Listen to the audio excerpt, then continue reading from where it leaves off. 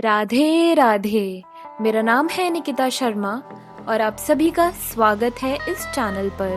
आज जिस त्योहार के बारे में हम बात करने जा रहे हैं उसका नाम है नरक चतुर्दशी। यह त्योहार नरक चौदस, नरक चतुर्थी, नरक चतुर्दशी या नरका पूजा के नाम से भी प्रसिद्ध है। मान्यता है कि कार्तिक कृष्ण चतुर्दशी के दिन प्रातः काल तेल लगाकर अपामार्ग की पत्तियां जल में डालकर स्नान करने से नरक से मुक्ति मिलती है। विधि विधान से पूजा करने वाले व्यक्ति सभी पापों से मुक्त हो स्वर्ग को प्राप्त करते हैं। शाम को दीपदान की प्रथा है जिसे यमराज के लिए किया जाता है। दीपावली को एक दिन का पर्व कहना उचित नहीं होगा। इस पर्व का जो महत्व और महात्म्य है उस दृष्टि से भी यह काफी महत्वपूर्ण पर्व व हिंदुओं का त्योहार है। यह 5 वर्षों की श्रृंखला के मध्य में रहने वाला त्योहार है, जैसे मंत्री समुदाय के बीच राजा। दीपावली से 2 दिन पहले धनतेरस, फिर नरक चतुर्दशी या छोटी दीपावली, फिर दीपावली और गोवर्धन पूजा व भाई दूज मनाया जाता है। नरक चतुर्दशी को छोटी दीपावली भी कहते हैं। इसे छोटी दीपावली इसलिए कहा जाता है क्योंकि दीपावली से एक दिन पहले रात के वक्त उसी प्रकार दिए की रोशनी से रात के तिमिर को प्रकाश पुंज से दूर भगा दिया जाता है, जैसे दीपावली की रात को।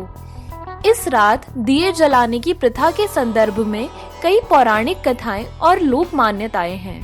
एक कथा के अनुसार आज के दिन ही भगवान श्री कृष्ण ने अत्याचारी और दुराचारी नरकासुर का वध किया था और 16,100 कन्याओं को नरकासुर के बंदी गृह से मुक्त कर उन्हें सम्मान प्रदान किया था। इस उपलक्ष्य में दियों की बारात सजाई जाती है। इस दिन के व्रत और पूजा के संदर्भ में एक अन्य कथा यह है कि रंती देव नामक एक पुण्यात्मा और धर्मात्मा राजा थे।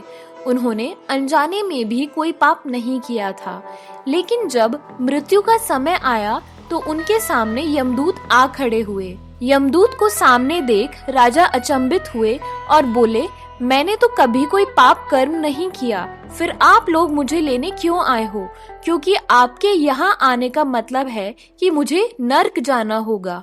आप मुझ पर कृपा करें और बताएं कि मेरे किस अपराध के कारण मुझे नरक जाना पड़ रहा है। पुण्यात्मा राजा की अनुनय भरी वाणी सुनकर यमदूत ने कहा, हे राजन, एक बार आपके द्वार से एक भूखा ब्राह्मण लौट गया और यह उसी पाप कर्म का फल है।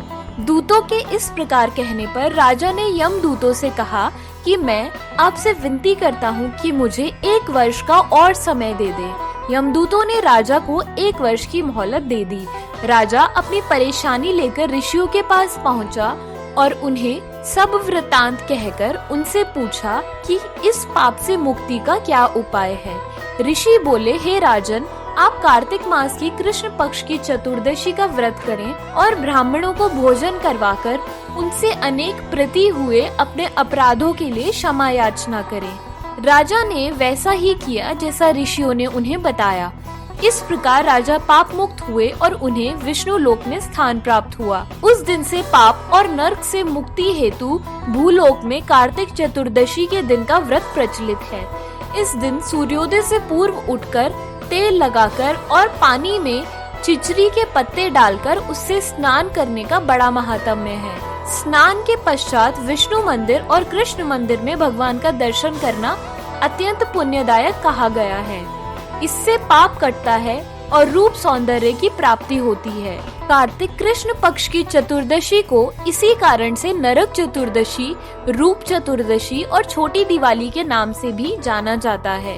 इस त्योहार को मनाने का मुख्य उद्देश्य घर में उजाला और घर के हर कोने को प्रकाशित करना है। कहा जाता है कि दीपावली के दिन भगवान श्री रामचंद्र जी 14 वर्ष का वनवास पूरा कर अयोध्या आए थे। तब अयोध्या वासियों ने अपनी खुशी के दिए जलाकर उत्सव मनाया।